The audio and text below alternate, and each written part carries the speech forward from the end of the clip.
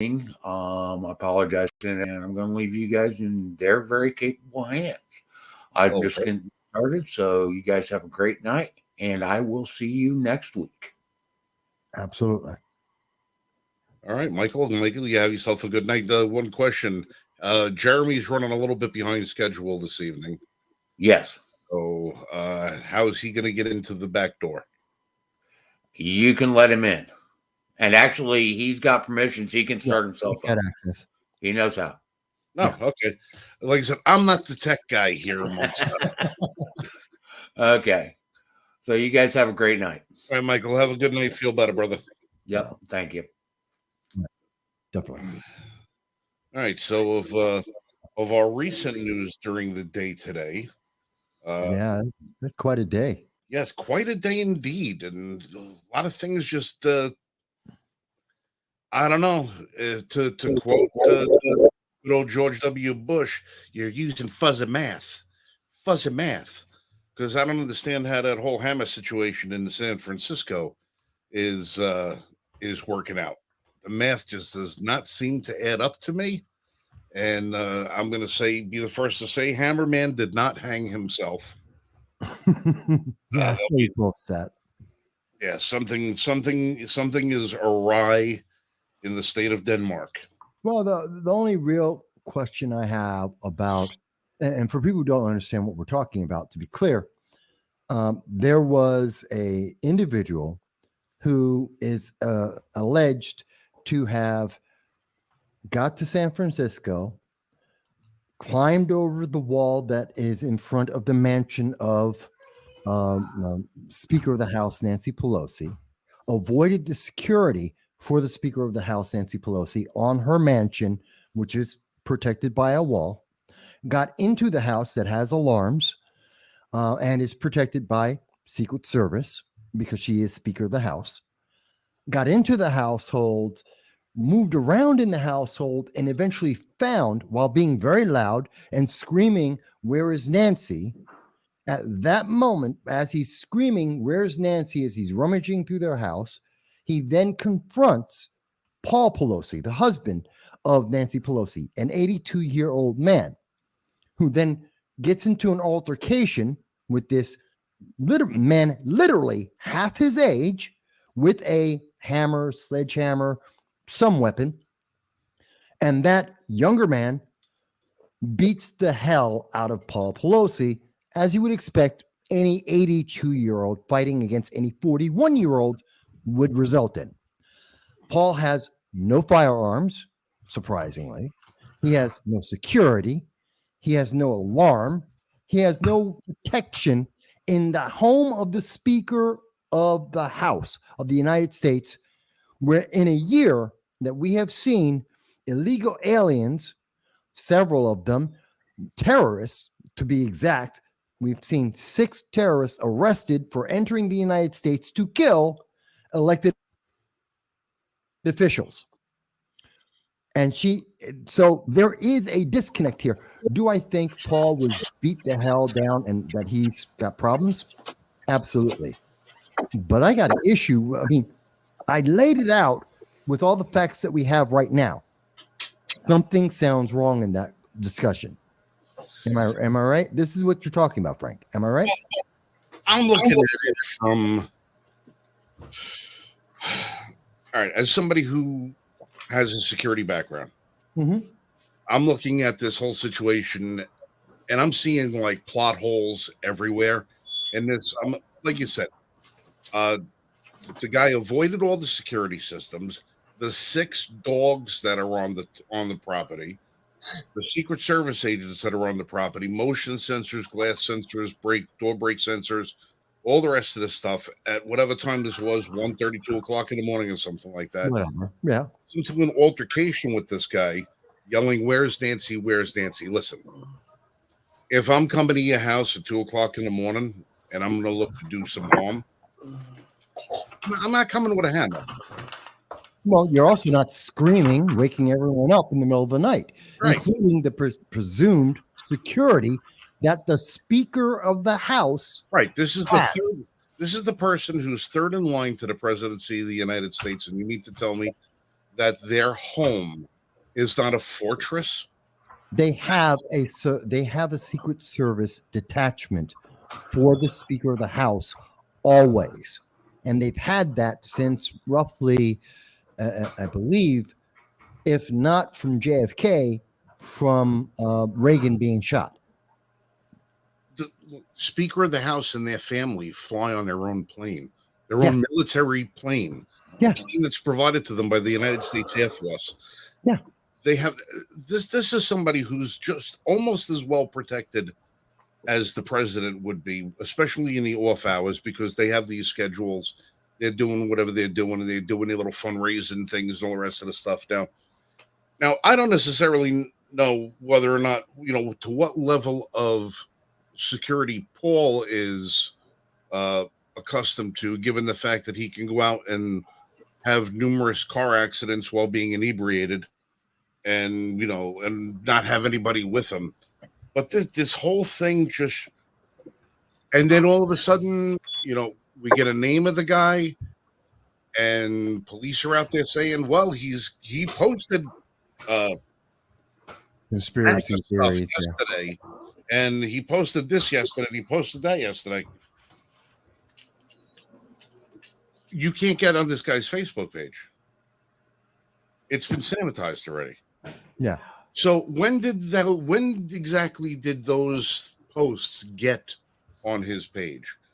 Did they get on his page yesterday, or did they get on the page 10 minutes after the guy was in cuffs in the back of a patrol car? When exactly did those things get in there? Because the timestamps aren't making sense. This whole thing isn't making sense. What I'm sort of seeing out of this with my background is this is a domestic dispute. This is a domestic dispute, and there are things that are being done to cover it up. Nancy wasn't there. She wasn't around. Exactly, Michael. But here's the thing. I don't have to have a fight with Lori for it to be a domestic. Are you suggesting that this is something like Huma Abedin and Hillary Clinton, some kind of scenario like that? I'm going to spell it out, and I'm going to say what it is. I have a feeling that there was a relationship between the assailant and the victim that was prior established to the events that took place this morning at 1:45 in the morning. And when push came to shove and injuries came around, well, we don't want to have to explain the relationship. So how do we take the assailant, throw him under the bus, paint the picture that we want to paint it, and make it look like MAGAs are dangerous? Because in the words of Rahm Emanuel, the grand poobah of the Democrat Party, don't let a crisis go to waste. And we already know that Facebook has a tendency of generating profiles, generating posts just as easily as they take them down, is just as easily as they can timestamp them and put them up. Well, so I'm saying that this is going to wind up dropping from the headlines pretty quick. They're going to find this guy hung from a bed sheet in the jail, and it's going to disappear. Paul will be out of the hospital in a day or two to recover at home with his loving wife, their bottle of vodka, their $6,000 worth of ice cream, and their $20,000 freezer, and that'll be the last to hear of this thing.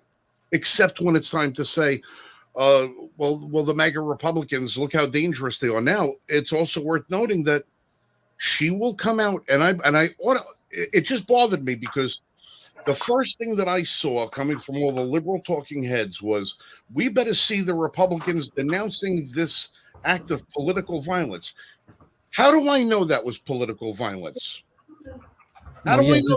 Where were every one of these Democrats that were out there today saying we have to denounce this act of political violence? Where were they to denounce Speaker Pelosi when it came out the other day that she threatened to punch President Trump in the face if he should show up on the Capitol on January 6th? She was not only advocating for violence on January 6th, she was admitting that she would be the perpetrator of the violence, saying that she would happily go to jail over that. Democrats talking about violence and threatening acts of violence are always obviously not important. which is why they don't care, because it doesn't matter. They're Democrats. So it doesn't matter if they're violent because they're Democrats. And, they're only looking out for the best interest of everyone because, they're the good guys in somebody's story.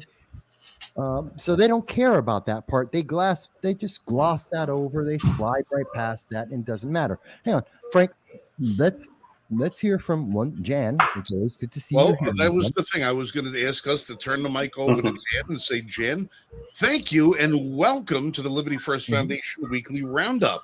It is a pleasure to have one of our greatest supporters on the channel with us tonight. Well, hey, I tried last week to get on, but it didn't work. So I'm on my roommate's computer tonight, and it seems to be working. So thanks for having me, guys. I don't show this mug too often, so feel blessed. We are blessed. Every time you join us, we are blessed. We are grateful. Our poor comment section is so empty. I can have my roommate who's sitting next to me right now type. It'll be me, but she can type. You type away. Let her go. Well, again, let's have conspiracy theories aside, because we're all conspiracy theorists until we're proven right, and at some point or another, one of us is going to be right about this thing. Jan, what is your take from this thing that happened earlier? Allegedly. Well, Mike hit on a couple of issues. The fact, the fact that this is third in line. We know that their house is a fortress. I saw a lady post on Twitter today. I guess she was an attorney or a server or something, but she said there was one point in time that she tried to serve a subpoena to the residents, and it, having to get past Secret Service and the armed guards and the security. She said, it was pretty much impossible. Then you also have to look at the fact that this man was in his underwear. Now, why are you in the Pelosi's house at that time of morning in your underwear? Maybe he was already there. Exactly. Yes, yeah. Exactly. We all know that Mr. Pelosi has a background that he's known to sleep around, and he's known to do it when Nancy is out of town. Which is similar to the agreement that, Hillary and Bill Clinton had, as long as no one got caught. Exactly. This is an illegal alien. Yeah, there's so many questions about all this. And isn't it amazing? It happens, a week and a half, 2 weeks before the election?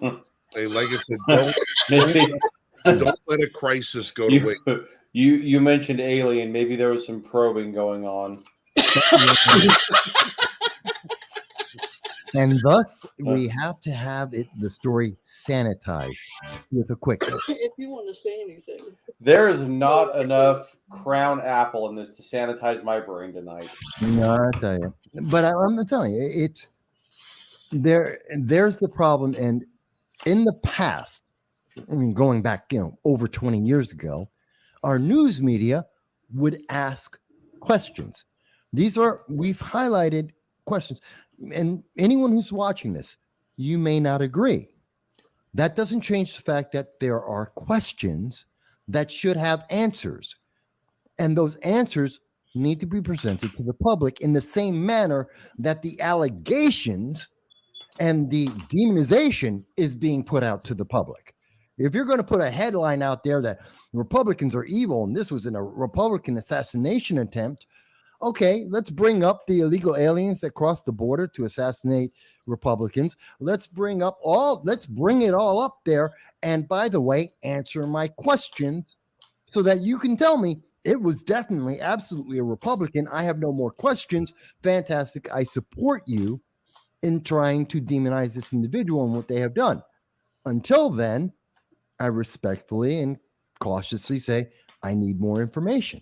Because how many times have we heard the Democrats say, oh my God, that mass shooter, this individual, then they are evil and they're Republicans. And then we find out, oh, they're a card carrying, voted every election Democrat that's part of the Antifa movement. How many times have we seen that? Actually, several.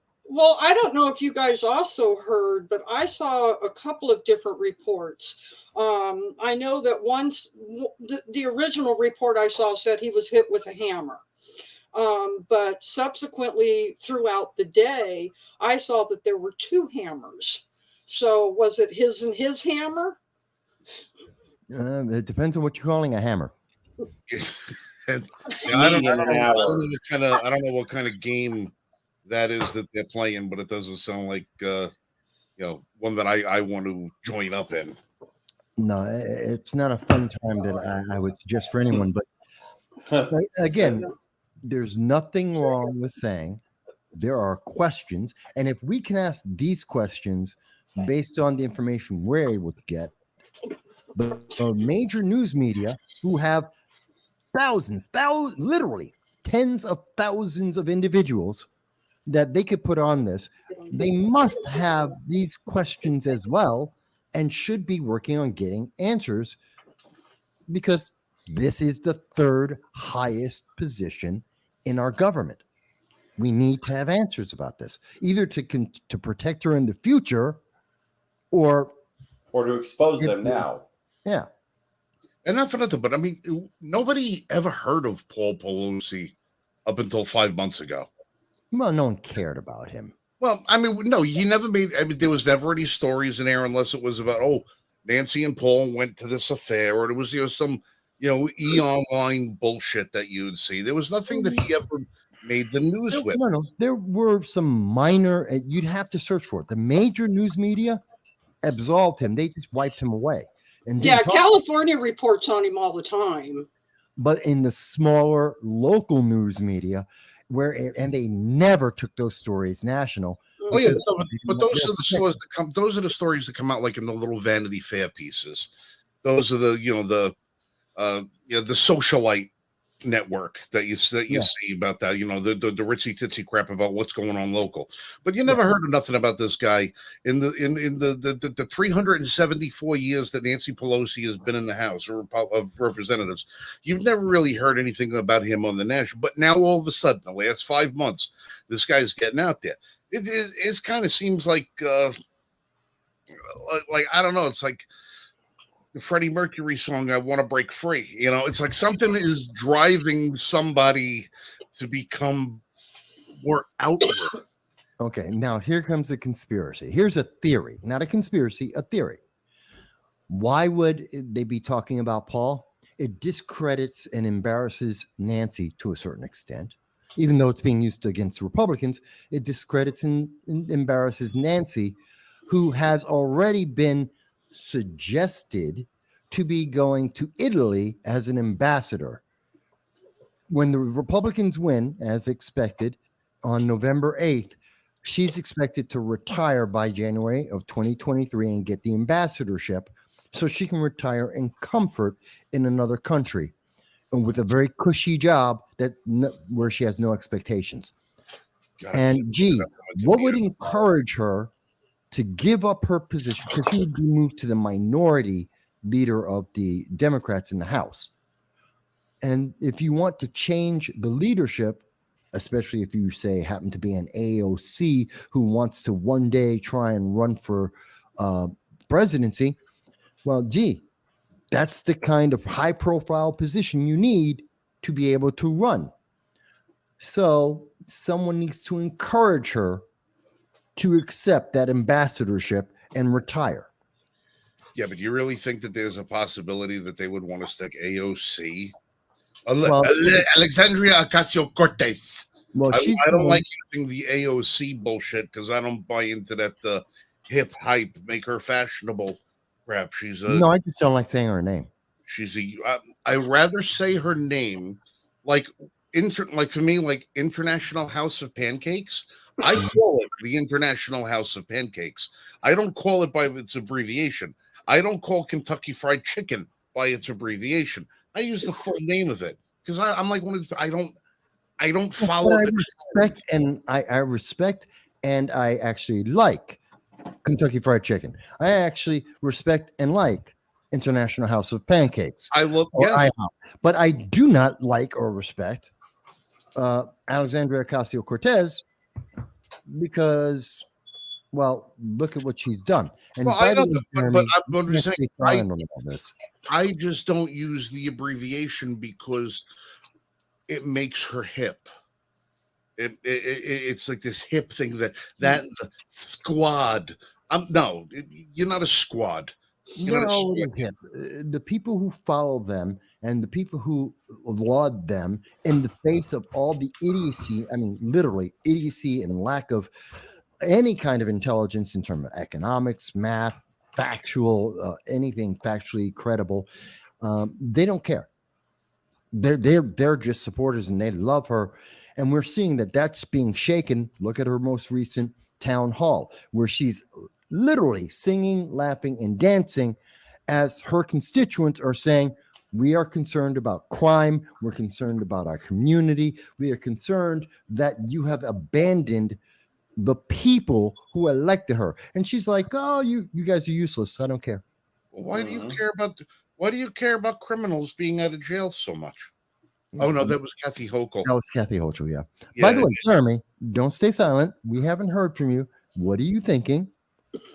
Oh, I don't know where to begin, friend. I just, for a minute there, while you guys were going, I was reading into the suspect, and if I'm reading this right, they're calling this a gal Teresa de Pape or whatever, de Pepe, whatever his last name is, who is married to the suspect's stepfather. So is that his mom? If she is married to his stepfather. Wait, who's married to the stepfather? Yeah. Teresa, somebody who they interviewed about this. Wouldn't that make that her his mom? Potentially, I guess. No, Same last name. Which agency?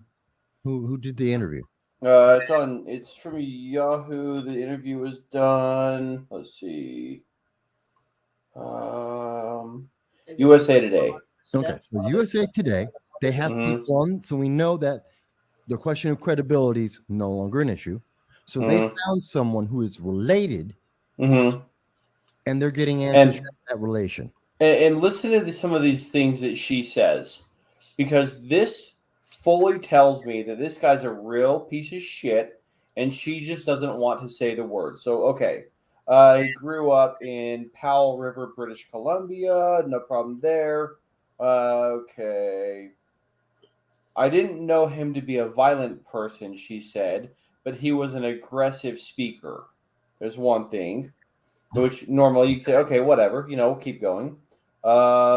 Hasn't been in regular contact with the suspect, but did say that he had emailed the stepfather a couple of years ago indicating that he would visit but never followed up, whatever. A family member said that they lost contact with him a long time ago, does not keep contact with his family. In fact, some of them haven't seen him in over 25 years. And then she says that he has strong opinions that differed from most members of the family. Okay. And then right here, David was a good kid. He just has opinions. See, and there was one more. Oh, yeah, and she declined to elaborate on any of her views. That tells me this guy's a pile of shit, and she just didn't want to say the words. Black sheep of the family, at the least. He may be the black sheep. Or people also want to protect family interests by not getting too deep into something, because the digger you deep, the more crap you find. Oh, I hope you find the truth. Yeah, all sorts of stuff. It just tells me this guy's not a good guy. No, you know what? Most people surrounding some of these highest offices, how many people were connected to Epstein? How many people have been connected to some of the worst things we have seen in our government on a regular basis? So, I'm not excusing the violence. If this was a violent attack, if this was even a domestic, if this was a domestic incident, I do not, and I don't think any of us would ever advocate for the violence. We're not. But there are questions here that need to be answered. And they can't be dismissed by, oh, you're just making up a theory. No, there's a question. Of course, The it's problem, the problem is everything we're learning about this guy doesn't fit the narrative. So you might hear things about, you know, how Pelosi is healing and he's home, but they're going to bury this story before it gets too Well- many questions. Yeah. It would have only done them a favor if he'd brought a gun to the house. Well, then That's you'd probably wonder it. why didn't he shoot Pelosi? Right. But yeah, that's what I'm saying. If a gun would have been involved, this shit would have just gone off the rails. No, it wouldn't have, because it doesn't fit the narrative. He's an illegal alien. He's a leftist. It doesn't fit their narrative. See, I can't find anything that shows Dave DePepe's political ties or political Oh, standings. yeah, on Twitter. It's all over Twitter right now. Well, I see a lot of mentions. They don't, no proof here, but there are mentions. He frequently attends things like Burning Man. He's a nudist activist in California. Those are on the left. That's left leaning. Oh, I know. That's what I'm saying. There's nothing here that definitively says, though. So that's what I was going but off of. in general, but yeah, no, you're illegal right. aliens Mhm. don't show up. When illegal aliens do show up, they don't tend to be on the Republican side, the conservative side, No. that is insisting illegal aliens be kicked out of the country and deported. You generally don't see that. And that's not and to say that they aren't. This guy does not look like a winner. But here's the question I want to know. Where's his Facebook page? Yeah, why aren't they quoting it? Why is it no longer available on? Did they let him? They bring a laptop to him and say, "Hey, listen, MC Hammer, do us a favor and delete your Facebook account now, so nobody can find you." How did his Facebook page disappear? Because all I'm hearing about it is that there were alleged things posted on his Facebook page, but now we have no way of validating it or verifying it. So is Facebook afraid that some enterprising hacker type individual is going to be able to get into his account and find out when these alleged pro-MAGA, pro-conspiracy theory, pro-this, pro-that, posts were made? Or is to say it happened, delete the evidence, and then say, well, you can't disprove it? Well, if there was all sorts of pro-MAGA this, that on his page, they would do everything they could to keep it up. They'd be quoting it. They'd be literally screenshotting it in front of everyone. Well, that's the thing. They would screenshot it, post the screenshots, but if the page is still up, somebody can go right in the back door of that person's page and get into that guy's account and then search through it and find out when the posts were actually made. I don't put it past big tech to be. Here's the phone call scenario that I get in my head. This is what runs through my head. Hey, listen, Paul just got attacked by. Hey, Mark, Paul just got attacked by this guy. Can you find his Facebook page and paint him up to look like the biggest Trump supporter, and then leave it up for an hour or so? Let the police department copy his Facebook page and then delete it. Well, I don't think that's too far out of the realm. Now, but we've seen. Now, listen. That's absolutely within the capabilities of the intelligence agencies that we have. It's part of disinformation campaigns. Right. And I do not put it past these people at all. I don't put anything past them. JFK was assassinated in 1963. The documents were all supposed to be open to the public last year. We were all supposed to get it. Now they pushed it back another 75 years. If the United States federal government will keep the Kennedy assassination and all the facts surrounding that secret for over 100 years, and they have the ability to do that, and the people don't give a damn, then I really don't think that it's too far-fetched out of the realm for the third most powerful person in Washington, D.C. to pick up a phone and call up a social media company that is a known protector of that ideology and say, hey, I need you to do me a favor. Yeah. And I should mention, and it's in the comments, people can see that there is, of course, the fact that at the same time this week, Marco Rubio, one of his canvassers yesterday, was attacked and put into a hospital, severely injured, and zero news on that. Nothing. That's just a dead story. Which And if Marco Rubio was a Democrat and his canvasser was black and his attacker was white, the first thing that you would hear about is the U.S. Civil Rights Commission is down there and the federal marshals there charging the assailant with hate crimes on two different levels: one for political hatred, one for racial hatred. But the attacker was black, the canvasser is white, Rubio is a Republican Cuban, means nothing. in the story is going away. It goes. But what we should take from that is the environment in our politics is becoming so segregated, so toxic, and so divided. Americans are being so divided that we're seeing things that should get questions, things that should be investigated openly and in front of the eyes of everyone. Questions that should be asked are being thrown out the window, and you don't need to know about that. That's not important anymore. Let it go. Follow the narrative. Obey. And that's a problem. And just so that the Democrats can remember, for all of the Democrats that came out today within 13 seconds of the story breaking, saying every one of you MAGA Republicans better denounce this political violence. Just remember that when Rand Paul had 3 of his ribs broken, his lungs punctured, and all the rest of that attacked while he was out on his riding mower by his leftist lunatic neighbor, the first person to hit Twitter was Alexandra Pelosi, saying that she agreed with the neighbor. Yeah.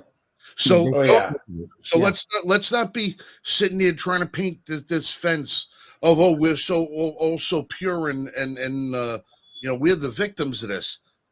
The leftists in this country, as much as they want to try and portray the right as being the problem, the left in this country has been the point of more political violence in this nation since our founding than any other group. Openly encouraging damage to the conservatives. I'm sorry, go ahead, Jan. It's their typical MO. Blame the other person for what you're doing. Yeah. Yeah, that's true. We see that all the time, but it's not just the violence. I mean, I just went through it today. I don't know if you guys saw my link I showed you guys earlier from when I posted this morning, about 9 hours ago, where I was being attacked by far left individuals for daring to ask questions of a congressional candidate who I happen to personally know. The New York 19th race, Josh Riley, who I've known for 7 years. And I'm asking him questions about a position he put out.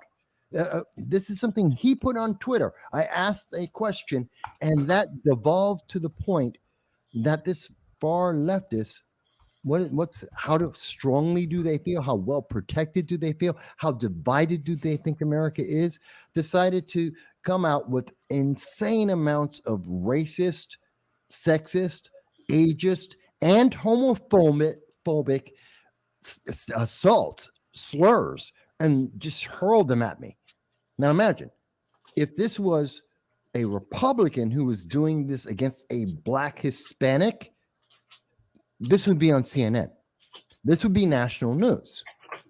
But because I'm a black conservative and it was presumably a progressive who did this, none of the news media, I've sent the story to all of them. I've shown them the evidence that I have of this as it happened real time, and they don't want to talk about it because, it's not big enough news. Wait a minute, it's not big enough news. This is an example of racism, racism, ageism, sexism, homophobia. This is what the person said. I've shown the evidence to you, which is the same evidence I put out in a video about this. I have the evidence, real time, showing you exactly what they did. And you're telling me, oh, that's not a big deal. But it's a big deal when a Democrat has that happen to them. Then it's absolutely important. But when it happens to a conservative, a Republican, even though they're black, even though they're Hispanic, no, it's all okay. There's our problem at the core in this nation. Yeah, Yeah.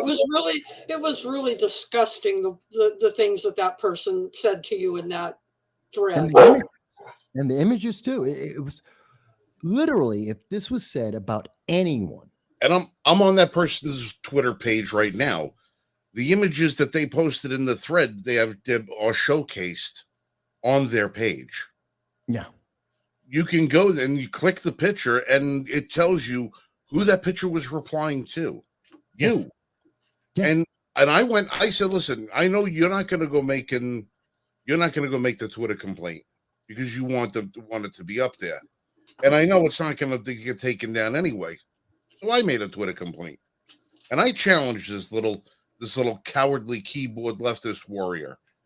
And nothing. And you look at all the crap on their page, all of the crap that they say they believe in. Mm-hmm. Hypocrisy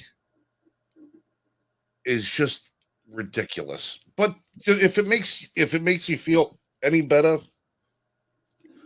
I love type _2022.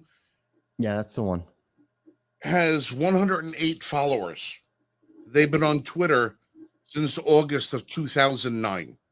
So this is not somebody who has influence of any kind. They're just an empty barrel, empty-headed, empty-souled loser who's got nothing better to do than trying to pick a fight with somebody. Like I said, don't pick an intellectual argument if you got nothing to bring to the table. He can't. But see, I'm not upset by what I get this. I know what you're upset about. You're upset the fact that Josh doesn't have the balls enough to come out and condemn that kind of shit. When he would be the first person to come out and condemn you if somebody on your thread called him a derogatory name. Absolutely. Him and his team would be jumping all up and down saying, see, Mike, you've gone too far. You've become an extremist. What happened to you? You've changed over the last 7 years. That he has personally known me. And I want to emphasize this because I think it's important. I personally know Josh. I have his personal phone. We have had drinks. He has introduced his family members to me because we were out at an event and his family was with him and he introduced them to me. I have known him for 7 years. So it's not like some random person he's never heard of had this thing happen. He knows me. He knows exactly who I am. He knows that this has happened to someone he spoke with for years. And he doesn't want to stand up and say, you know what, that's just going too far. You guys need to calm down. I don't agree with that kind of racist, sexist. Literally, this guy has covered racism, sexism, homophobia, ageism, and those are the top 4 that I remember that he insulted me with all at once. I mean, he was just running down a whole list of them. It's crazy. And unfortunately, this will be somebody who, is so entrenched in their mother's basement that no one will ever get a chance to smack the taste out of his mouth. Because, hey, listen, I'm old school. Old school. I got to pick a fight with somebody, I'm coming to you face to face. A spark might happen on the internet, but the fire is going to get lit when I see you. And that's going to be the way it is. Yeah, but these cowards never show up in person. Right, and I know. And my bigger problem is... And that's the problem. None of these bastards that are out there ever had their asses kicked when they were 12 years old for bad-mouthing somebody in the playground. Maybe if they learned a lesson or two when they were at that formative age, they might have a little bit more trouble understanding what's respectful and what gender they are. And then, instead of... bad-mouthing people that I got him good. Cool. He can't touch me. Well, those kind of racists are only bold and powerful either when they have 75 of them surrounding me and screaming all at the same time, or they're on the internet because they don't have the balls to do it in when it's an individual standing in front of me. But I don't care about them. The key is we have someone running for Congress who is deciding whether or not he should defend his constituents and stand up for the very same virtues his party and he says that he has, that he stands up to protect people, that he is there to fight against racism, sexism, he's part of the gender identity ideology. This is what he is trying to, he says he wants to get elected to protect people from this. He has been presented with an example of one of his constituents, at least one, being attacked on those very things that he said he wants to protect people from, and he has nothing that he wants to say about it. Well, that makes me think this is a person who is going, if they get elected, will abuse the power and ignore the people. Well, and listen, that's the ultimate problem. I tweeted Josh directly. I tweeted him directly and asked him, and haven't received a reply. You never will. Anything, and I doubt I ever will, No. because he's going to say, "Well, I don't really run my Twitter handle. My staff runs my Twitter handle, and it must have been an oversight. It must have been. It won't be until somebody hands it to him in print and face to face says, "Hey, do you want to comment on this?" Or one of your piece of crap supporters, what they say. His staff know who I am. I've been doing this 17 years. His staff know who I am. He knows who I am. Almost every politician, especially on the federal level, in central New York, know exactly who I am. Well, maybe if the Liberty First Foundation had his phone number, Michael, one of our intrepid independent reporters could give him a call directly and say, do you have anything to say about what we're calling from the Liberty First Foundation? We'd like to get a response from you about a question that was arose on Twitter. Would you like to chime in? Would you like to deposit your 2 cents? Yeah. Would you like to let the constituents that you are asking to vote, know how you stand on these issues? He stopped taking calls on his personal phone in January. I know this for a fact. Yeah, well, I know ways around things. Well, yeah. But let me ask. Okay, so Jeremy, Jan, what are your thoughts about that? Well, though I did miss the original posting and stuff, just what I've learned in this short time about it, sounds like pretty typical modern day bullshit. There's a song by a band called Hub City Stompers called Chatterbox, and he talks about people who like to talk shit on the internet. And just the whole time we were talking about this, that song was playing in my head about kind of what Frank said. If this guy ever saw one of us face to face, he'd fucking run like a coward.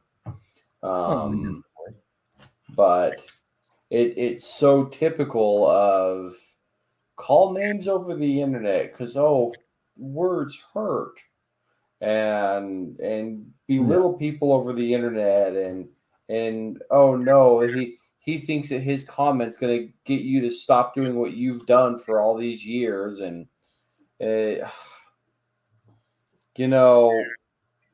gotta say today's been a pretty long day, and I'm already a little distracted with things, but man, this stream today has got my blood pressure through the roof already. And well, plus you went to Jimmy John's. I did, and my name. I don't know how many times I gotta say it. Don't go to Jimmy John's. You got a Jersey Mike's by you? Not close. I worked for Jimmy John's for a long time, and I actually really like their food. And so why don't they put any meat on their freaking sandwiches? What are you talking about? Jimmy John's. They don't know how to make a sandwich. There's 2 slices of meat on it. Besides the point for now. 26 minutes in the drive-through line today. 26 minutes. That's ridiculous. If I would have been there, like when I worked at Jimmy John's about 4 years ago, we would have been fucking crucified for spending 26 minutes or making somebody wait 26 minutes. I thought Jimmy And Jones was supposed to be frighteningly fast. That's why it's freaky fast, and that's why my name today is freaky slow, because of how much they pissed me off. If I would have taken me 26 minutes to do a delivery and come back, I would have gotten in trouble. And I just, between that and some other stuff going on and some potential future stuff for me, I've got a lot on my mind. So I'm kind of in and out. And as you've all seen, I've managed to stay sober for the last 3 or 4 streams. Today was not a win for me. That ended today. That ended today. So I apologize. I'm here. I'm not here. I'm listening. I'm reading articles and doing some research because this week's been very, very long. So as we're talking about some things, I'm reading up on them. Today was the first thing I heard about the Paul Pelosi assault, alleged assault, excuse me. And then I'm just read something that said they believe that it was Paul's hammer that the suspect used to hit him with. And so, yeah, I just, if that hammer would have been locked up in a password protected safe, you guys, I love being here, but I'm so fucking aggravated today and irritated and just, Here's the important question, though. I get it. Here's the important question. What kind of sandwich did you order from Jimmy John's? It was number 14. It's turkey and roast beef, no tomato, add onions, add Jimmy mustard. Yeah. Was there any meat on it? I never have a problem with Jimmy John's and the amount of meat. No, it's just you, Frank. It's just you. Well, listen, my perfect sandwich, and I've stated this before. You need to get the gargantuan. My perfect sandwich is a 12-inch loaf of crispy Italian bread. Okay, it has to be crispy on the outside. I don't like mushy bread. You open it up. You gut it out. You take 1 pound of boar's head ham, shred it. It has to be cut so paper thin you can see through it. So it takes like 400 strokes of the ham to cut 1 pound. You put 1 pound of meat on the 12-inch piece of bread with 1/4 pound of Land O'Lakes Yellow American with a nice generous coating of Golden's, has to be Golden's, spicy brown mustard. Close that bad boy up, cut it in half, and eat it accompanied with 2 Manhattan Special coffee sodas. That is the perfect sandwich. Oh, you lost me at mustard. No. It's gotta have the mustard on the boar's head ham. It calls for it. They go hand in hand. And it's funny because Boar's Head makes their own brand of mustard, but I prefer the Golden's mustard to it. But I will not use yellow mustard on Boar's Head ham. That's sacrilege. Yellow mustard goes on Sabret hot dogs. There's a whole New York thing going on. But that's the perfect sandwich. It's 1 pound of meat and 1/4 pound of cheese. That's the perfect sandwich. Jimmy John's gives you 2 ounces of meat And Frank, and 1/4 ounce of cheese. Frank, how's your diet going? 290 pounds. Okay. I haven't broken over the 300 mark yet. That's good. That's good. Which is astonishing. Well, listen, we did a resolution the other day that I don't buy soda and bring it in the house. I don't buy a lot of that shit.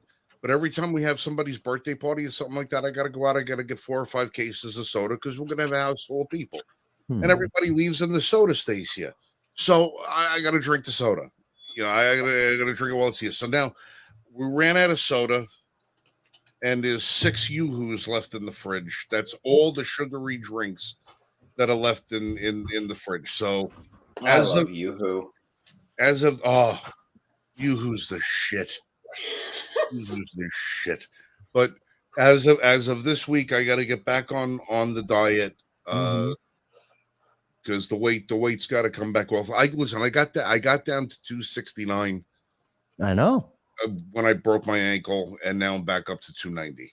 So I don't have them. I'm not moving as much as I could because I can't.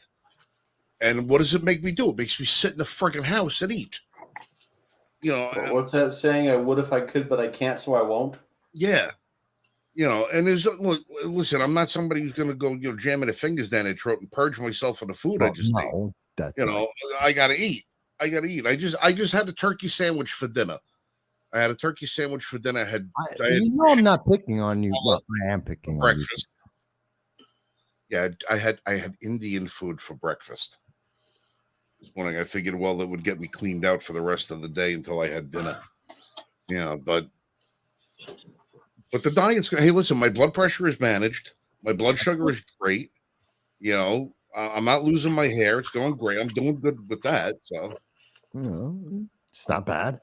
I'm not complaining. I'm not questioning it. And by the way, folks, you're picking up all kinds of dieting secrets here as we talk about so many things.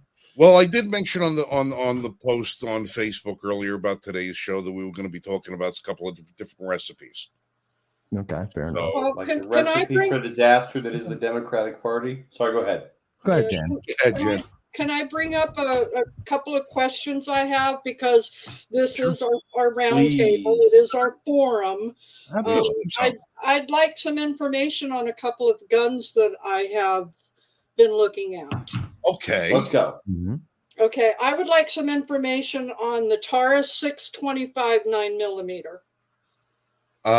If you're going to go for a Taurus and 9mm, I would personally suggest that you look at the Taurus GC3 or GC4. You'll find them to be a little bit more affordable and ultimately much more reliable. The Tauruses have come a long way in recent years, but the GC3 and GC4 series of Taurus pistols have set a benchmark in the industry as far as quality goes. They really have. They're on par with some of the top striker fired guns now, and for their safeties on them. If you're concerned about having safeties, you can get them opted with safeties. Reliability has been fantastic. Everybody I know that has reviewed those guns has reviewed them very, very well, and they still have a decent capacity. And So, I I have a question on that, Jan. Are you looking at Taurus due to the price point, due to the size, due to the way they shoot? What brought you to that gun? Well, when I was at that gun shop that you had told me to go look at, that 1776 place, they currently are still waiting for their license to be able to rent the guns to be able to shoot. Okay. But they told me, you can go ahead and go over to the gun shop and let them know that you're looking, and they can walk you through some guns. You can hold them. And yes, price point is a huge thing for me, because I have decided I get Christmas/birthday money every year from my dad.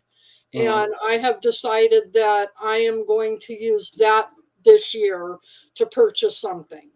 And so my range can only be for the gun itself, because I want to be able to get ammo. I want to be able to get an extra clip. So I'm looking at about $300 for a gun. Can I make a suggestion? Yes. It's a little bit bigger. It's almost full size. Frank, I don't know if you've ever shot one, but the Walther Creed is a fucking phenomenal pistol in that price range. So I got one. You can buy them new for about $300 with an extra magazine right now. It's Walther. So I don't know if you're familiar with James Bond, but he always uses the Walther pistols. But the Creed is a full frame semi-automatic, and that gun is my favorite 9mm pistol to this day. Okay. all right, now, Jen, what was the Taurus that you mentioned? What was the model on it? It was the Taurus 625 that I had looked at, and it was for $240. The Taurus 625. Yeah. This is smaller 9mm, wasn't it? All right, let me look at this. Handling wise. I mean, my biggest issue, I guess, is I really want as much info from you guys when I'm looking at this stuff as I can, and your suggestions, because if they don't have their license for me to try these guns out first, I want to get the best thing I can, because I'm going to have to go in my backyard and learn to shoot. Mm-hmm. So I'm gonna say, from my experience, you may be able to find them for cheap. I would avoid anything like the Ruger LC9. I find it to be very snappy. This revolver you're looking at, it's a 5-shot revolver. It looks like. The Taurus. Yeah. Yeah, it's not a revolver. It's a 9mm. I think it was five or six in the clip, one in the chamber. Is there a different name than Taurus 625? No, that's what was on. I wrote while we were down there. I wrote down exactly what was on the sale. Because when I Google Taurus 625, it pulls up a revolver. Yeah, that's, now let me. Yeah, 625. Yeah, I wrote down exactly what was on the little tag that was on the gun. I don't see it, so I apologize. Yeah, everything keeps popping up a revolver. Let's see, what's this? The Taurus 809.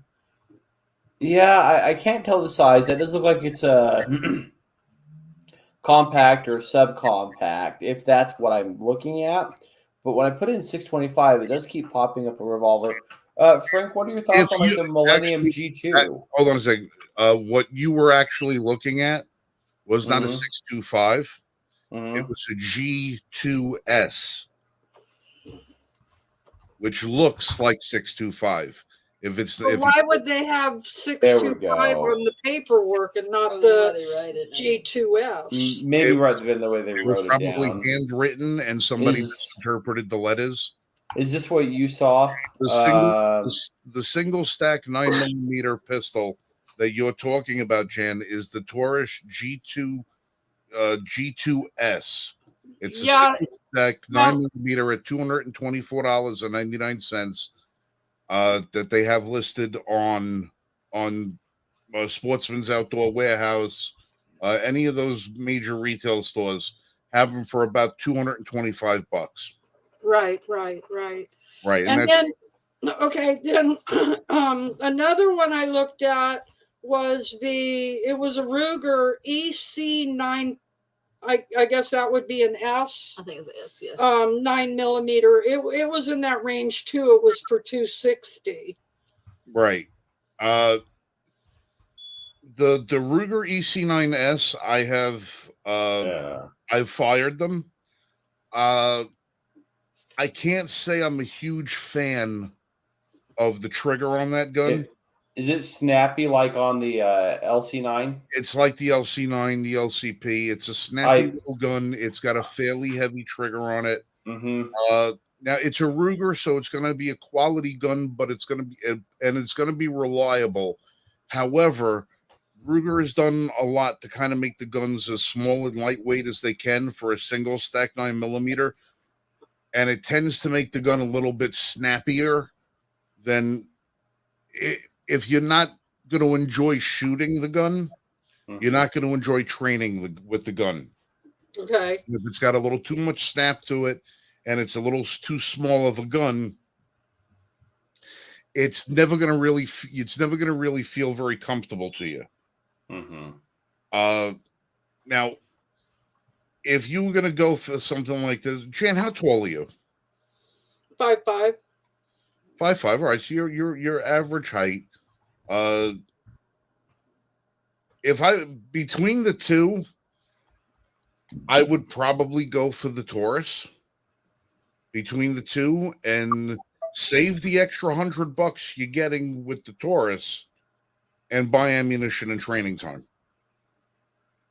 I think that's probably going to be your best advantage. Now that Taurus, The grip frame is a little bit longer, so you're going to have a better odds holding onto it.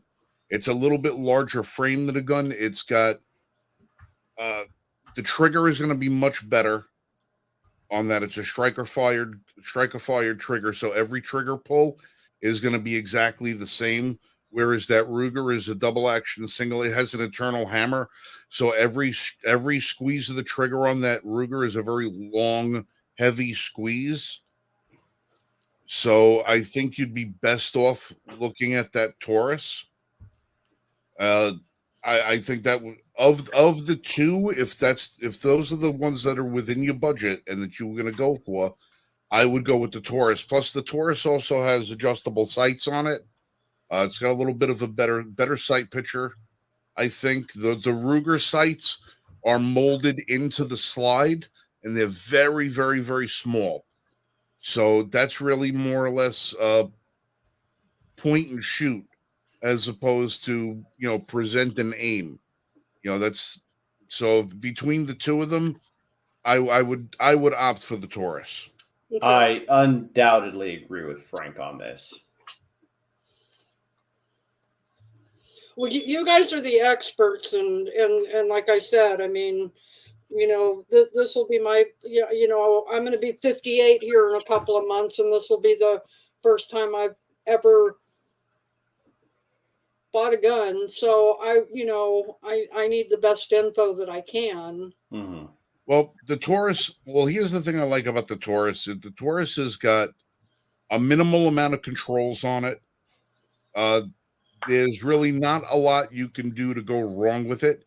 You have a safety, a slide stop, slide catch. So when the slide comes back, it locks open, and you have a takedown lever on it, and you have your magazine release. Those are your only four things. You do have a rail on the front if you wanted to add a light to it or a laser to it. I generally don't recommend those for super small guns like that because it just makes them harder to conceal, harder to find a holster for it, harder to carry. If it's going to be, and if you're going to, people say, oh, well, I like a light on my gun that I keep on my night table. Well, buy a full-size gun to keep on your night table. Yeah, right. And have 16 rounds of ammunition at your disposal rather than 7. Right. If this is something that you're going to carry inside the waistband or in a purse or something like that close, or in a pocket holster. It's small enough to do that. It's an affordable gun, easy to operate, and like I said, Taurus has come a long way in their quality control over the last few years. That I feel personally a little bit better about them than I had in years gone by. They've done fairly well. So other than suggesting, I mean, I'm gonna have to look at the price. I'll look and see if either, because we have a gun shop here in town too, other than the one down the hill. But I'll look at the Walter Creed. Is there any other one within that price range that you would suggest me looking to see if I can find and look at? I do have a question. Are you planning on carrying this or keeping it at home? Yes. Yes. Okay. So the Creed is a full size pistol. It's not small. So unless you have a way to carry it or conceal, I wouldn't. I'm 6'3", 260 pounds, approximately, well, about 255. I'm gonna go down on the scale, of course. I could barely conceal the Creed, but as far as like home gun shooting at the range, love that gun. Right now, I carry M&P Shield Plus, the one that's all Liberty First Foundationed up. Yeah, again, well, that gun was also how much was that? $549. Yeah, it's out of her range. And then that's out of the range. There you go. Here's one for Frank. Well, and that's what I liked about this Ruger I looked at and this Taurus I looked at, because they almost perfectly, where am I? It almost perfectly fit my grip. I really liked that. That's very important. Yeah. That's good. I'm going to say that's probably your best bet is the Taurus, to be honest with you, and I think Frank would agree. All right, I'm looking up one more Mhm. thing for you to see if you can maybe take a look at it if you come across one. I just want to check out the price on them and find out. They're Well, both such a volume of like knowledge when it comes to guns. I tell you. That's the only thing I know about. I don't know shit about anything else. I just come here when a gun question pops up. All right, if you had to step up a little bit in price, and you wanted to go for something that I would recommend personally as something having a little bit of higher capacity, probably a little easier to operate, better trigger, more accurate, would probably be a Beretta APX A1 compact. It's a compact 9mm. Academy Sports has them for $379. It's a little I bit don't more. think we have an academy here. Oh, all right. But that would be a gun that Did you I get have, it? I have shot. I fell in love with those guns. Unfortunately, when I wanted to buy one, Frank, can you say the name of that again? My roommate's writing it down. it's a Beretta APX A1. Okay. Yeah, Okay. it's a compact 9mm. It's a little bit more robust than the one that you're looking at, but it's a Beretta. And if I people in the gun world, if I say it's a Beretta translates into Beretta is the world's oldest gun manufacturer. They've been manufacturing guns for over 500 years, and they make some of the best products out there. Some of the most reliable, and every single gun-free zone sign that you see, Thank God I don't carry a Beretta. yeah, has a Beretta on it. But, Yeah, I'm familiar with the Berettas because I mean not of late, but back in the day, I mean when I was in my 20s, a lot of my guy friends had one. Probably because they were watching the TV show. Yeah. yeah, it's just if like I said, if you were going to step up one more step above, that would be an option for you. Another option for you, I know I'll probably get heat for this, but if you wanted to stick into that lower price range, you can look at the Sky line of pistols, SCCY. Nothing wrong with Sky. No, well, there's a school of thought with Sky. You got a lot of gun snobs out there that a gun is what it is. Okay, Yeah. and a car is what it is. If you buy a Yugo for general transportation, and you say, well, it's not as good as my Mercedes. Of course not. It's a friggin' Yugo, and you got a Mercedes. They're not designed for the same thing. Sky makes very inexpensive handguns that are very decent quality, very accurate. They have lifetime warranties and all in and around the $250 to $350 mark. And they're double stack 9mm, which means you're getting 10 rounds plus one when you carry a Sky versus any of these single stack guns, which are 6 or 7 rounds plus one. So you're getting a few extra rounds for around the same dollar. Also, they're relatively small, easy to conceal. They're inexpensive. They're lightweight, polymer frame, and they're generally pretty decent guns. I have 3 of them, and I enjoy shooting them quite often. I like that. I like that little gun. They're great guns. Service on them is fantastic. Quality, like your customer service is great with these companies. So I mean, Beretta's got great customer service, but you got to be able to speak Italian. No, but Beretta USA does a great job handling customer service. Ruger's got excellent customer service. And from what I said, Taurus as best I remember, you might have a couple of hiccups up at first, but once you get into the system, they take care of you pretty quick. But those are three. I don't think you could really go wrong with any of them. But in your price category where you are, I'm still thinking the Taurus is probably going to be your best bet. Agreed. Well, I appreciate it.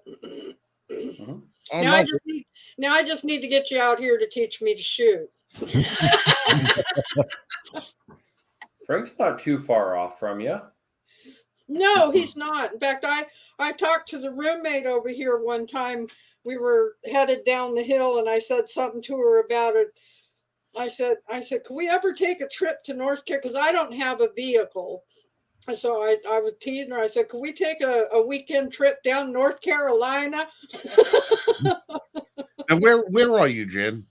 We're about what is it, about about 50 miles from the Virginia border, by on the eastern part. eastern part, Southeastern. yeah, by Roanoke.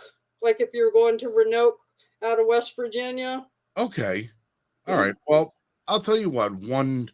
On one of these occasions, probably in the springtime, when I have to take a trip up to the New York area, I'll make it a special occasion that I should throw a couple of goodies in a bag with me, and we'll, as we're driving up or back, we'll make it a point to stop and see about finding a local range and giving you a good couple of lessons.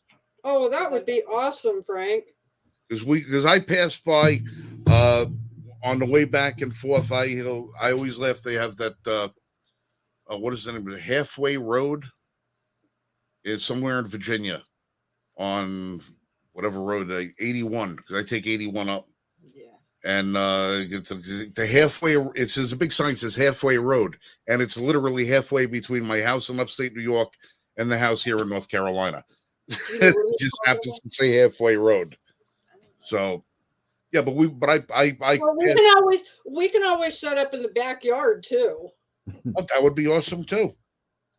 As long as So, the I neighbors mean, we don't necessarily have to go to a gun range. I mean, my roommate, it's an acre and 3/4 of property. So, well, as long as your neighbors don't have any complaints and we don't have any violations. the neighbors are They shooting join out us. back all the time. They'd probably come out and join us. Well, then we will definitely make it a point to do so, because we pass right through Roanoke, so Well, like I said, I'm in West Virginia. oh, that's right. That's ain't no big deal. Every time I drive someplace and I cross the West Virginia border, I always call the house and take me home. As long as you sing it every time. Place I belong. And it's always the same thing. You're in West Virginia, right? Yeah. Yeah. All right. Just check it in, let you know. Yeah, that would be awesome if we can set something up this spring, summer. That'd be totally awesome. And I can get her to if we set up in advance enough, get her to take the day off. Hey, like you said, we're happy to do so. Well, have guns will travel. I'm gonna put that on my business card next. Yeah. Well, I appreciate you letting me kind of interrupt the conversation of the show to talk about these, but That's it's getting close to the time for me to make a decision, and those are the kind of things we're here to do with each other. And as you can see, we cut in and out with different ideas, different subjects. It's a conversation, and conversations flow. So never worry about that part. Yeah, like I said, anytime that we can help anybody with the decision-making process. I can't tell you how many times we have actually spoken to people about things and told them, no, don't do that. We fly against the conventional wisdom, and then people say why, and I'll go, okay, we'll send you a video. Trust us, there's a reason for it. I mean, I get yelled at. My YouTube channel is not very big. but it's got a lot of pretty good content on it. And whenever I go to one of these places where there's a lot of other YouTubers there, I get into fights with them about about some of the stuff. They're like, they say, how could you possibly like that pistol? How could you possibly like that rifle? I'm like, I pull the trigger, it goes bang. If it does what I want it to do, when I want it to do it, then I know that somewhere out there's a market for it and somebody needs that. And I'm not going to crap all over a product because it's not the West German beauty princess that you think it is. And it's just some, lowly, inexpensive, gun. The people that talk trash on budget pistols are the same people that are like, oh, if it's not Daniel Defense, it's nothing. I'm sorry. I don't have $2,500 to throw down on an AR. I just don't. Yeah, for a gun that's mostly made out of off-the-shelf parts. Right. And yet I've got some of mine that I've built for less than $800, and they are so fun. Yeah, we don't like gun snobs. Like I'm a big advocate of the High Point line of pistols. They are some of the most ugly, crudestly made, inexpensive, dare I say, cheap materials. But they're indestructible, and they work every time you squeeze the trigger. And people say, well, how do you like those things? And I'm like, listen, there's a single mom living in God knows where who, at the end of the week, after she pays her bills, has $18 left over that she could maybe treat herself and her kid to a movie. And it's all that they got. And they can't afford to go out and spend $700, $800, $900 on that custom Glock or that SIG or this and that. That High Point might be the only thing that she can afford for $95 to keep on her bedroom dresser table, so that if, God forbid, the wayward ex comes in there looking to hurt her and a kid, she has a means of defending herself. That might be the only way that she could do it. And that company serves that niche. It provides something so that somebody's life can be saved. And I don't ever see the need why we have to crap on things or ridicule something because it's inexpensive. Because every time I hear somebody criticizing the inexpensive gun industry, or people who could only afford the inexpensive guns, reminds me of Nancy Pelosi last week coming out and saying, well, the people in Florida are complaining about not having enough immigrants to pick off fruit. Why do you have to come down on people? Why do you have to look at people as a separate class or as a lower class? I don't care who it is. Every life is valuable. And whether they've contributed something to society yet, or they might contribute something to society in the future, their life has meaning and is worth protecting. And if they can only protect themselves with something inexpensive, then God damn it, let them protect themselves. Don't besmirch them, because that's all they can afford. It's like having any opinion whatsoever on Reddit. No. Okay, so I have another question then. Yes. Right. 1 second. Let me just say, hey, Dal, we see you there. Oh, where's Hey, Dal? Dal. Big Dal, what's up, buddy? Hello and good night, basically. Oh, sorry, I'm on the wrong section of that. They just popped in for a second. I'm glad you guys have been keeping.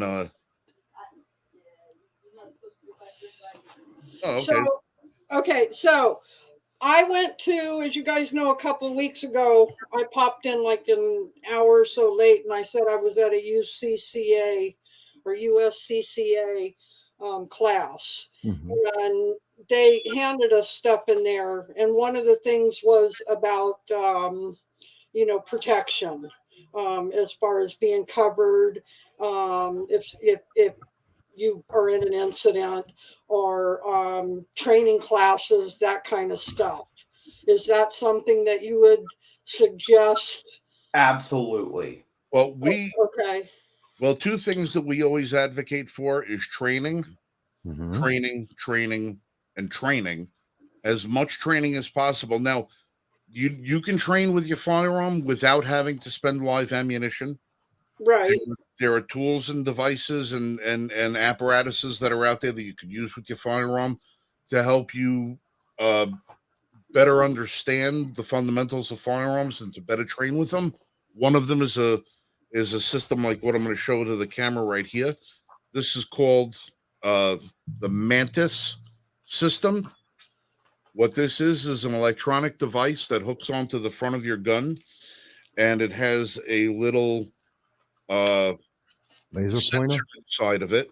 I'm going to take this out. It's this little tiny little itty bitty box that has a sensor on it, and it hooks to the rail of the firearm that you're using. Like, and if you're looking at that Taurus, you'll notice that there's this little line under the barrel of it that has a notch in it. That's your accessory rail. The Mantis hooks up onto that, and you use it with an app on your cell phone, and you use it to train. And you use what this does is it calculates where the barrel of your gun is in space. And it'll analyze when every time you squeeze the trigger, if you're pulling the gun up or down or left or right. And it helps you better diagnose what you're doing wrong and helps you enhance what you're doing right.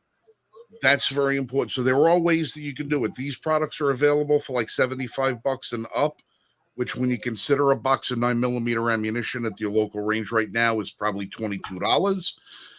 3 boxes of ammo, you own one of these, and these last you a whole hell of a lot longer time. Training classes with professional trainers is also very important. Knowing who a professional trainer is versus knowing somebody who calls themselves a professional trainer, that's going to be up to you to figure out. You're going to have to read reviews. You're going to have to look at people's reputations, what qualifications they have, and find somebody who is genuinely qualified. Now, where you are, I don't think you'll have a problem finding qualified instructors by you. So training, extremely important.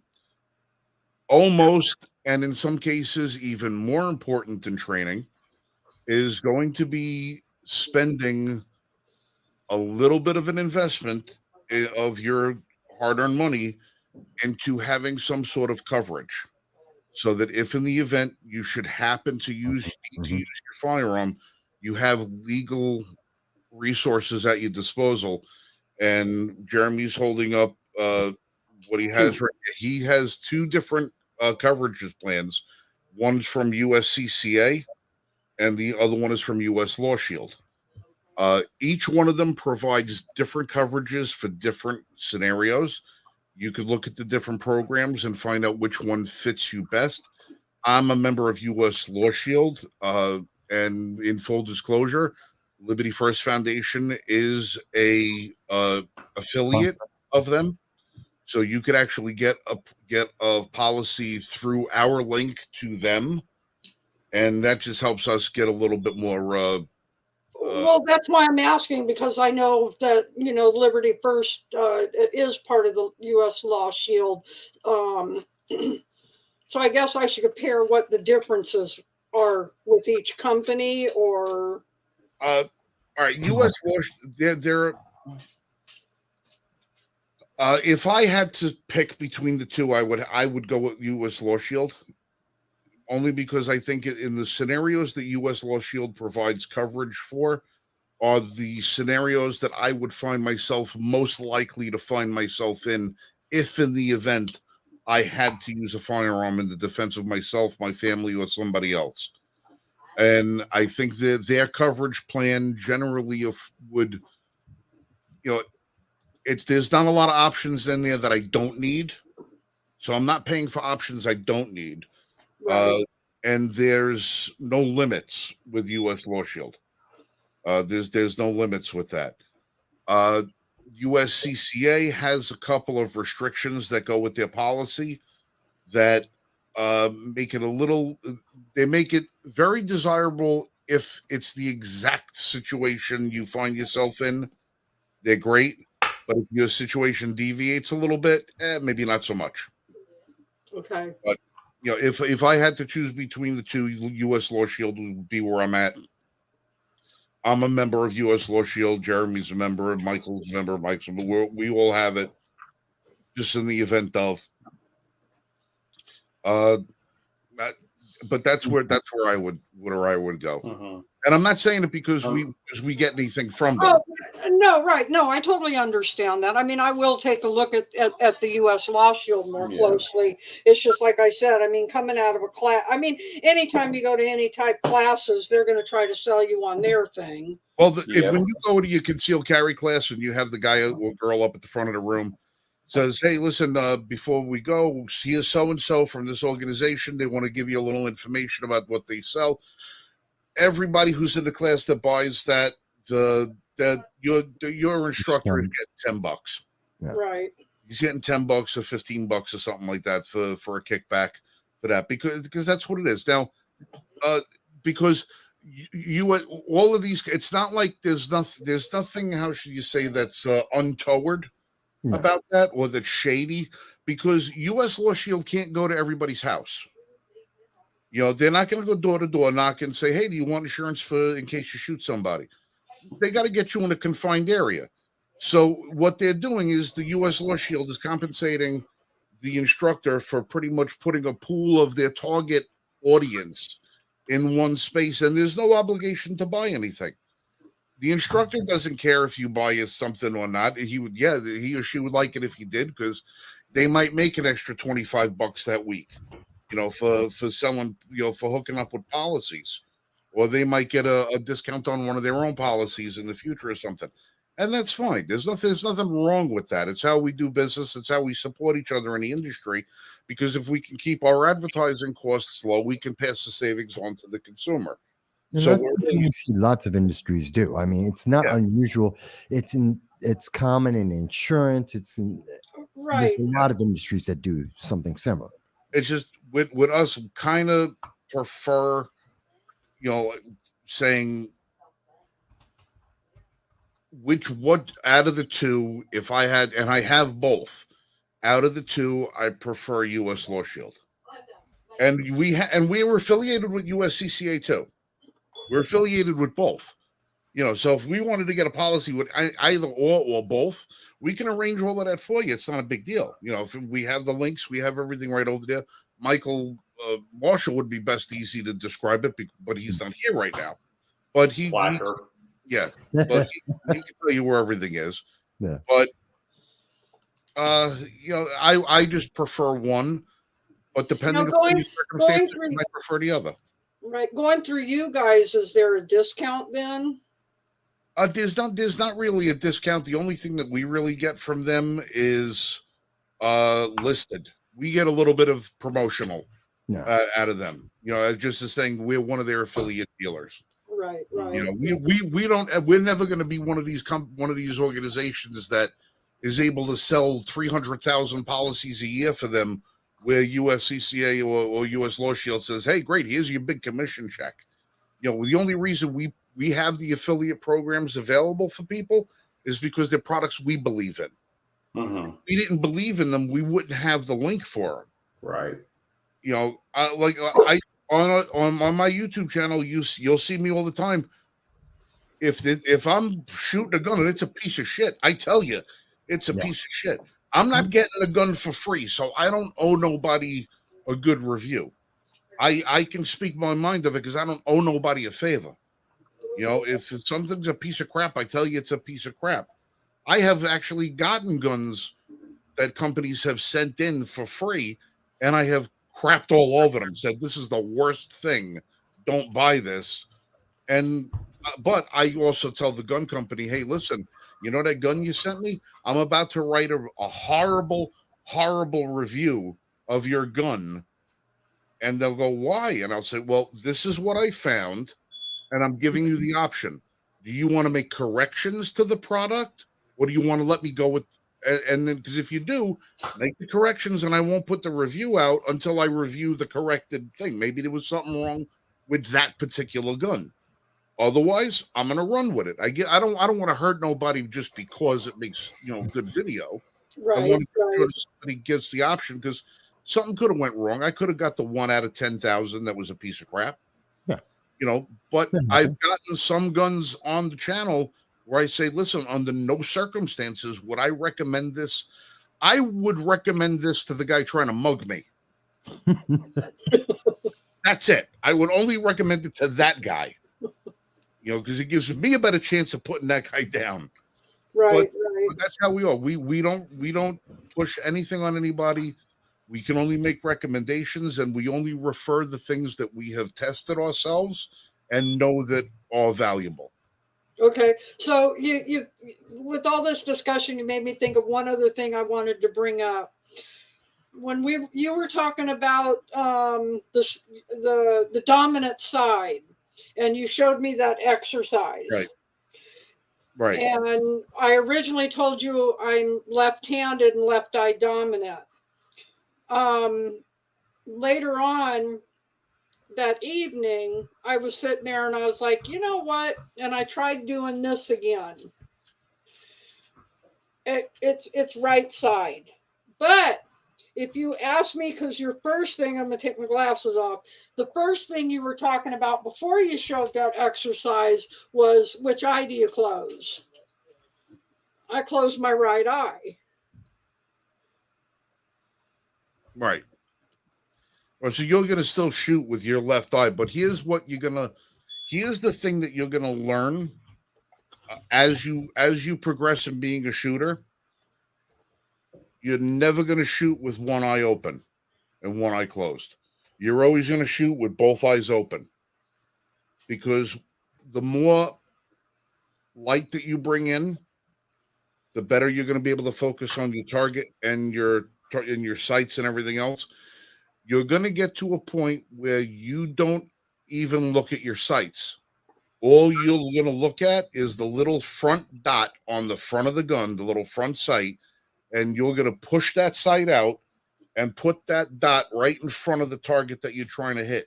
Your eyes, if both of them are open, will automatically put the gun where you need it to go to. If Okay, it's, so you have a lot of people when I first start learning to shoot, then because I was talking to my roommate and thinking back when I'd go out in the back to shoot her gun, I noticed that my stance was more with my head turned.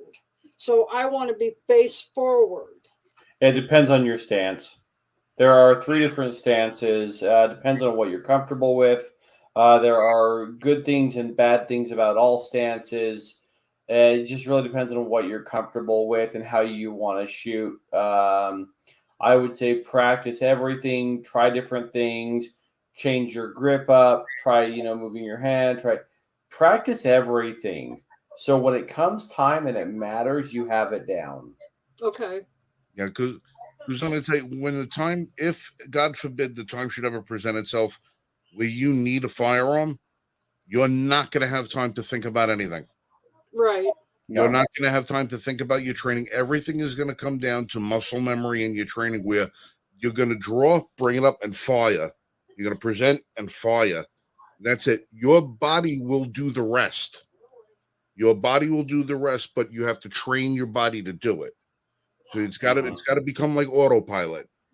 So it's beneficial to do a lot of exercises without ammo in the gun now. Hell yes. Yeah, dry firing is probably one of the most underrated, underutilized, but most important functions of training. Is I'll sit and I'll do it a couple of 100 times during the day. I'll be sitting in the kitchen. I have one of my guns out. I take it, I unload it, put the ammunition over there, and I'll sit, and I have a spot in my house where no one is, and I will just take the gun. I'll rack my gun, put it in the holster, and I will just take it, draw, present, squeeze, rack it, put it back, draw, present, squeeze, and I'll do this 100 times, just to keep my muscle memory familiar with it. When that gun is coming out, your finger is going up onto the trigger, you're pushing it out to your target, and you're squeezing the round off. Boom. Boom. One over and over and over again. You do that a couple of hundred times without ammunition. When you start doing it with ammunition, you do it one shot at a time. Take the gun out, one round, bring it out, present, bang, hit your target, put the gun back. Do it again, slowly. You don't have to rush through it. Take an hour to go through a box of ammunition. One shot every 10 seconds. And just go, just repeat it. Once you get your sight alignment and sight picture, you're used to the draw, you're used to the trigger squeeze, then you can start worrying about how fast you have to go. There's a saying that what is it? The slow is steady, steady Yes. is fast. Yeah, slow is steady, steady is fast. Mm-hmm. I'm exhausted myself right now. So We actually use that in my lube pit with my lube techs. It's one of the sayings that we use a lot. Yeah, you may think that you're going slow, but the whole idea is if you're developing a rhythm and Sorry. if you Slow is smooth, smooth is fast. Yeah, if you're going slow, you're developing a rhythm and you're getting it down to a science.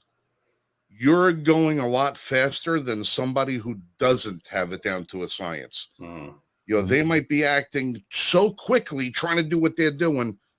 I watch videos all the time. Guys taking a gun out, firing 15 shots at a target 10 feet away from them, and they don't hit it once because they're trying to do this gangster bullshit. And it's ridiculous. They can't hit nothing. Then I see guys who take that one deliberate shot and can knock a quarter off a fence from 100 yards away. It's training. It's ritual, training and ritual. Once you get the movement down, then you can speed up. Yep. So I want to talk about training, dry firing a little bit. Dal mentioned earlier about what kind of laser cartridge do we recommend.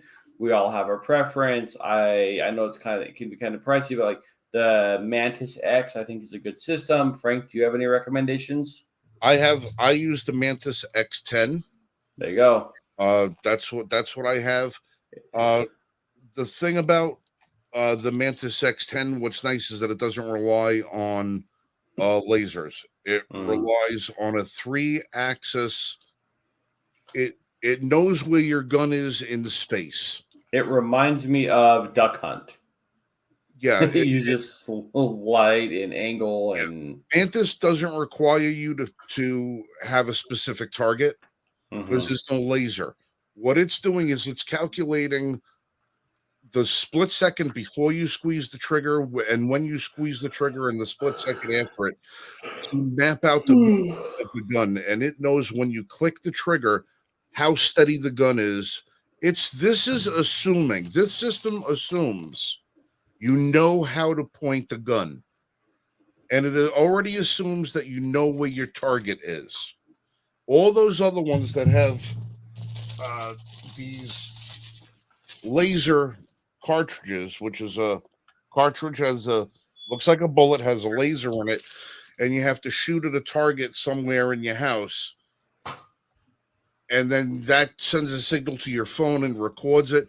Those all have they have merit as well. They're pretty decent, but I think that the Mantis X gives you a lot more information as to what you're doing right and wrong versus if you're hitting the target or not.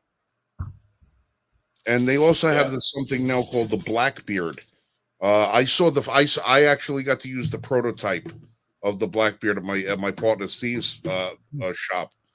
It's a magazine that goes into your AR that every time you squeeze the trigger on your AR, it cycles the bolt for you. So you can rapid fire and you can get better target practice for that. It's a really good system, and it all works up well for the same principles. The Mantis X is just fantastic, and you could use this on any gun. You don't even have to have a rail for it. You could hook it to guns that don't have a rail. You could hook it to a revolver. You could hook this to a rifle, a shotgun. Hell, you can hook it to a water pistol if you want to. As long as it's got a trigger, Mantis X will work with it. And no, we do not have a contract with Mantis X. We just like the product a lot. Absolutely. And the other disadvantage of those things with the lasers, your pets.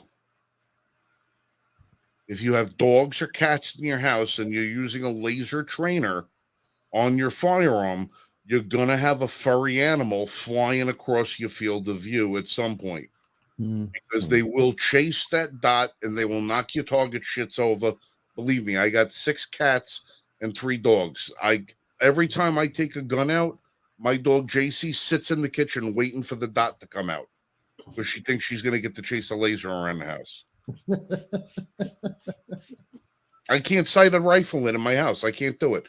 I have I have a laser for every caliber gun that I have, so that I can sight all my scopes in. And every time I try to take one out to go do it, the dog loses her shit. And if I go out to the backyard to sight it, I have a nature preserve that it's 600 acres of nothing out there, and they have a line of trees going through. I can go out and sight it up on one of the trees.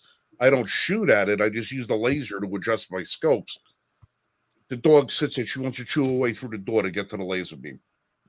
So, disadvantage over the lasers. Yeah. Oh, this may sound stupid with those laser trainers, but what the hell did I just do with it? I'm gonna show you what's a real disadvantage in my eyes with those laser training apparatuses. Pointing the laser in a mirror? No, this is something that I think is extremely serious.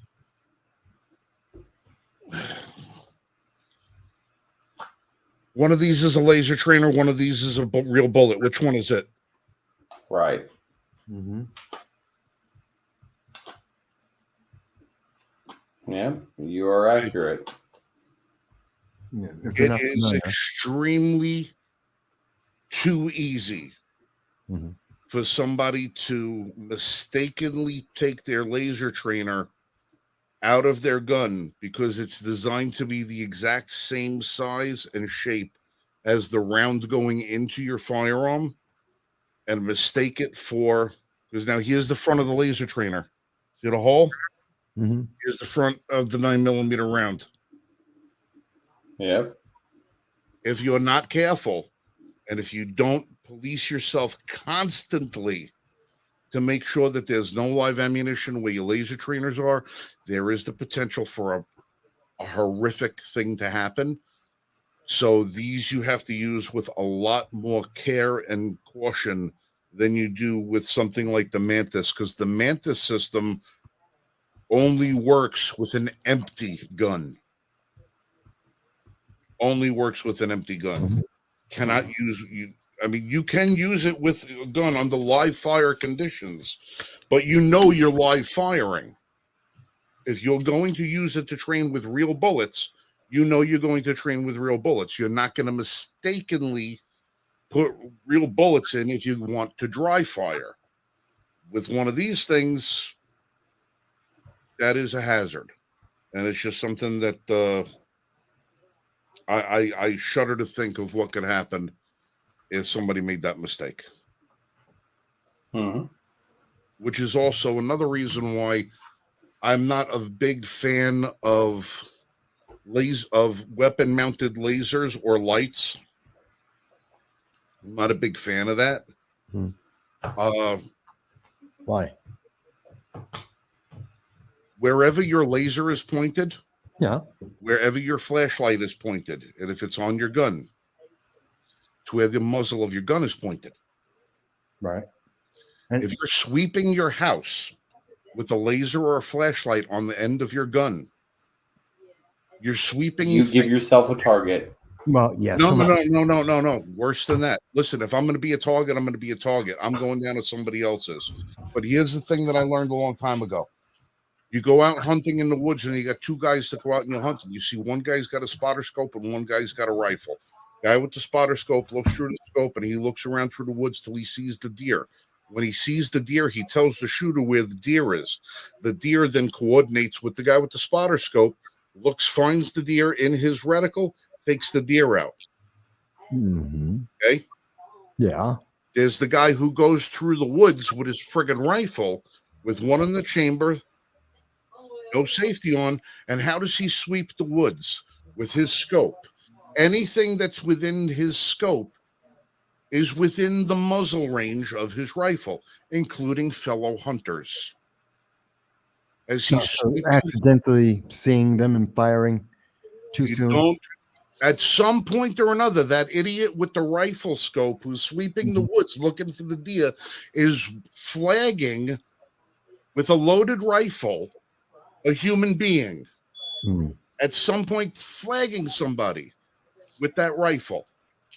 You don't ever point a rifle at something you do not intend on killing.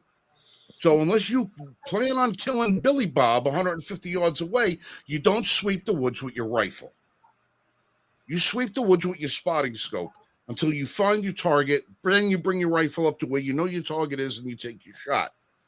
That's why I don't like weapon-mounted lasers or lights, because in the 3 o'clock in the morning, when you hear that bump in the night and you get out of your bed and you go sweep in the house with your light on, and you sweep in the house and you don't realize that your 13-year-old son just snuck back in the house, and you now flagging your 13-year-old son with the fucking light on or with the laser on. Now, here's the problem with the laser. In the middle of the night, you don't see the target with the laser. The only thing you see is what the laser is aiming at. You can't tell if it's a good guy or a bad guy that the dot's on. Yeah, you just know the dot. All you see is the dot. Yeah. So I do not like laser mounted.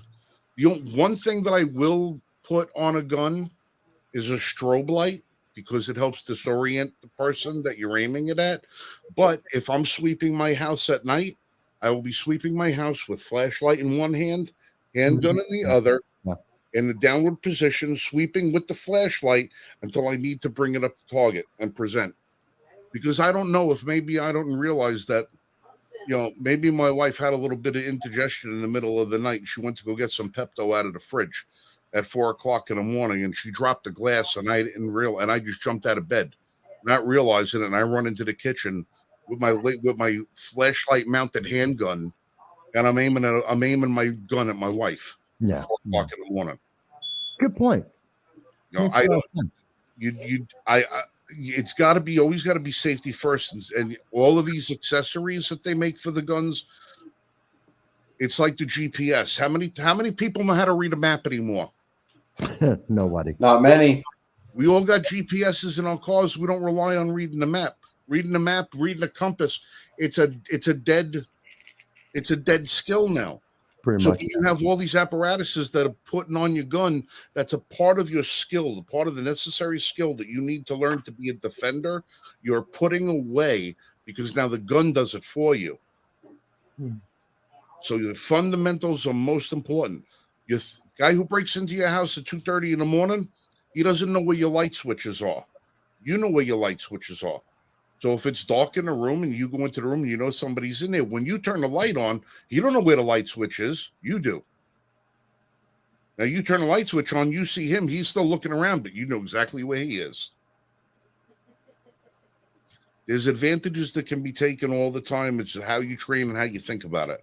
Yeah. But lights and lasers, not really a big fan of Fair enough. On those things. You know what doesn't have a light or a laser, Frank? A hammer? This. Oh. All right. It's time to segue a little bit here. Well, It's about 5 minutes to the top of the hour. As always, we want to thank everybody for coming by tonight and spending time with us. Jan, thank you so much for joining us. You are an amazing supporter, and we're so happy to have you here. But we want to talk about our membership drive coming up. So it's going to be starting Tuesday morning. Tuesday afternoon, excuse me. I'll be doing the unveiling at Red Dot Firearms in Layton, Utah.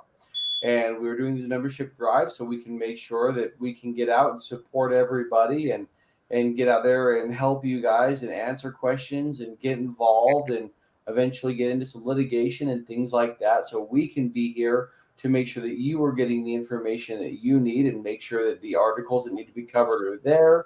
Make sure that we can keep doing these roundtables, get out to things like SHOT Show to get the best information for our supporters and viewers like yourself, and make sure that we can give you the most accurate and up-to-date information.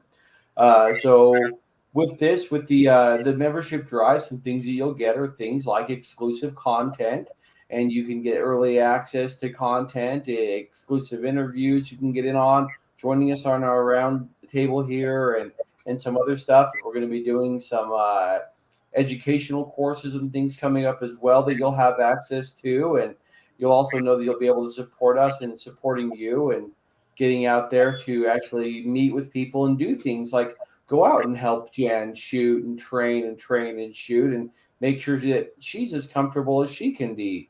So we want to thank everybody again. You can also support us by going to our website and hitting the QR code on the bottom if you feel like donating and helping us out. It definitely helps us keep going and do the things we need to do. And of course, support our friends at the No Sound Bites Allowed Fast, and just continue to help us grow so we can help you grow. And you can help us by getting a membership through the U.S. Law Shield in the link below. The L1F.us/US Law Shield is a good link.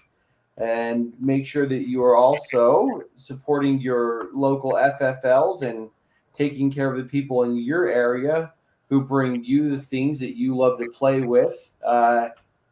I don't have anything else. Just remember that the membership goes live November 1st. The links will be up. We'll be all over. We're going to be doing a special live stream when that comes up, and we'll be doing one about once a week. And one of our lucky new members is going to be able to win this beautiful, and I mean beautiful, Henry Golden Boy, custom engraved, one of a kind, never going to be another one like it, 22 long rifle. I've held it in my hand. I've caressed it. I almost took it to bed, but the wife said no. It's absolutely beautiful. Yes, it is. Jeremy, that was a wonderful presentation you just gave. Yeah. Thanks, buddy. That was fantastic. Now, if you would only break out your friggin' video camera and go out there and film some reviews in my head, there we go. Get that done while I can't do them. I've been working this week, trying to do some of the premium content because we're building our premium content library, and we're going to have those premium content library features available once we go live, and we'll be having feature videos that only members will have access to. Well, Dal has a question. Yeah. Dal, as far as your question goes, right now we are only going through PayPal. So if you have a credit card linked to your PayPal account, yes, you will be able to go through a credit card payment. And yes, we know PayPal sucks. We know why they suck. But it's where we're tied right now. It's a process. And until and unless we're able to process payments on our own, we are at the mercy of some nefarious forces that we do not wish to have to deal with, but we have to. No. Such is the way of the world. And maybe we can get Elon Musk to buy PayPal. He created it, so why not? Yeah, you might have to get that back. Right. But with that, I'm gonna book out and say goodnight. So to everybody, thank you all for joining us tonight. We really appreciate it. If it weren't for you guys, we would just be a bunch of idiots talking to ourselves. So thank you so much for coming and visiting with us. And listen, if you have a Twitter account, please do us the favor and follow Mike Vasquez at No Soundbites Allowed. Mike, give us your Twitter handle again, please. It's MV Consults, CONSULT. Yeah, we'll follow Mike on his Twitter account. Mike is probably one of the most steadfast, reliable, honorable men that I have ever known. He's a patriot, a United States Marine, and most importantly, he's my friend. And I don't like the way people have been speaking to and about somebody with such a character beyond reproach. If you can get onto Twitter and don't let him fight this fight alone. He does a damn good job at fighting that fight, but it pisses me off to see people saying the things that he says about him, because he's not only my friend, he's my brother. And I really would appreciate everybody if you can get onto Twitter and help come to this man's aid when he needs it, because he's out there every goddamn day fighting the fight for America and fighting the fight for people of good conscience and good core, and he needs the backup. So if you can get out there and do that for Mike, I would really appreciate that. And if you don't, I got no problem kicking your ass. So do us the favor and get out there. We're also on Twitter too. You'll see us out there. And last but not least, Jen, thank you. Thank you so much for joining us this Thank evening. you, Really Jen. appreciate you being here and all the other times that you are here. We will be in touch this week to see how you're going to go with your purchase. Mhm. If you would be kind enough to email me your FFL information, the place that you're going to purchase the firearm from, I'll see if maybe we can't find a coupon code or something that we could send to your FFL, maybe help you save a few bucks on that firearm purchase for you. So Okay, well, it won't be till December that I buy it, but like I said, we have a place here in town that sells guns, and then we have the 1776 down the hill that does. So, well, whichever place you're probably going to purchase from, let us know which one it is ahead of time, and if we can get a coupon code to you in advance, you could use it at their counter and see about maybe getting you a few bucks off or something. If we can help you with that, we'll help you with that. I appreciate that. Well, Right. with that being said, when these seconds count, police are only minutes away. Absolutely true. You guys all be safe. Shoot straight. We're out of here. Bye, everyone. Bye, everybody. Right.